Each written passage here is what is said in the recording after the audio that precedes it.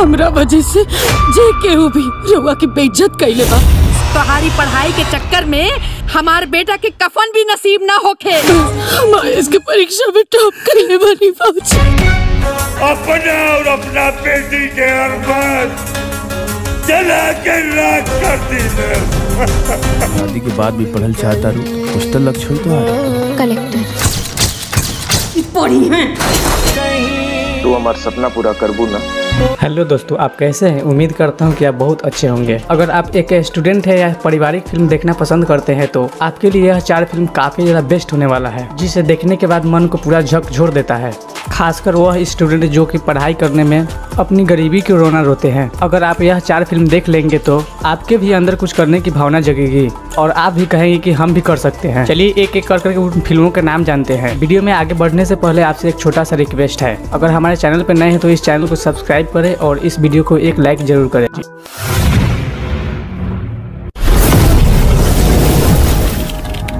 हमारे लिस्ट के नंबर 4 पे आने वाली फिल्म का नाम है विद्या, जो कि एक बेहतरीन भोजपुरी फिल्म है, जिसके स्टार कास्ट में अमरपाली दुबे और गोपाल चौहान। कुछ मिनट के लिए इस फिल्म में दिनेश लाल यादव निरहुआ भी है। इस फिल्म के डायरेक्टर है इसी तायक और इस फिल्म के स्टोरी राइटर है अरविंद तिवारी। यह फिल्म एक दहेज प्रथा के ऊपर बनाई गई है, जो कि एक गरीब बाप की बेटी रहती है और उनके पास पैसा नहीं रहता है दहेज देने के लिए, और उसका इसी कारण बारात उसका दरवाजे से फिर जाता है। गोपाल बाबू, अरे हम ना जनले के इंसान इतना बड़का भिखारी होई।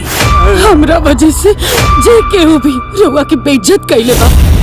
हमके पढ़ौला के वजह से जे केहू भी रउआ के हीन समझ ले बा। वो सब लोग के सामने रउआ फक्र से कहा कि हमार बेटी हमार शान है। उसके बाद इस फिल्म में काम करने वाली अमरपाली दुबे, जिसका नाम विद्या रहती है, वह यूपीएससी की तैयारी करने लगती है और वह आगे चलकर एक डीएम बनती है। बहुत ही इंटरेस्टिंग कहानी है, जिसे देखिएगा तो आपको दिल दहल जाएगा। अब हमारे लिस्ट के नंबर 3 पे आने वाली फिल्म का नाम है फुलवा, जो कि बहुत ही अच्छी भोजपुरी फिल्म है। इस फिल्म के स्टार कास्ट में है रितेश पांडे, प्रवेश लाल यादव और प्रीति शुक्ला, और इस फिल्म के डायरेक्टर है अनिल नैना। इस फिल्म के स्टोरी राइटर की बात करें तो इस फिल्म के स्टोरी राइटर है अरविंद तिवारी और सम्राट चौधरी। और यह फिल्म में इस तरह कहानी है कि शादी के बाद भी पढ़ल चाहता रू, कुछ तो लक्ष्य हुई तो कलेक्टर पढ़ी है।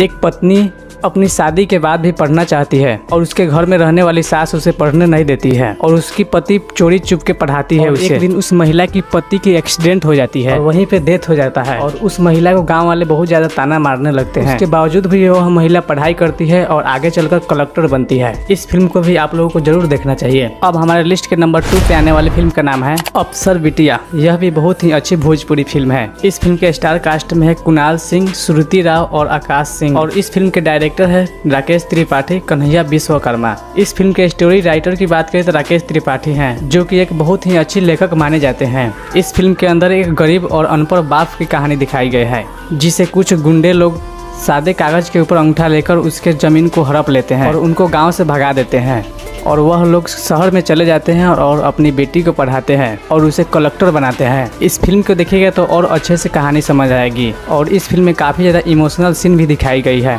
हो कलेक्टर साहिबा, कलेक्टर बनला के बादो ये कुल कर बुकटी। अब बात करते हैं हमारे लिस्ट के नंबर 1 पे आने वाली फिल्म का नाम है संघर्ष, जो कि एक बहुत ही अच्छी भोजपुरी फिल्म मानी जाती है। और इस फिल्म के स्टार कास्ट में खेसारी लाल यादव, काजल राघवानी, रितु सिंह और अवधेश मिश्रा एवं निशा झा। इस फिल्म के डायरेक्टर है पराग पाटिल और इस फिल्म के स्टोरी राइटर है राकेश त्रिपाठी। इस फिल्म को बेटी बचाओ बेटी पढ़ाओ के ऊपर बनाई गई है। तुमके पोता अर्जुन यादव, ये लड़का नहीं लड़की है। पूरा दुनिया में हमेशा बेटा ही वंश के नाम आगे बढ़ावेला, बेटी ना।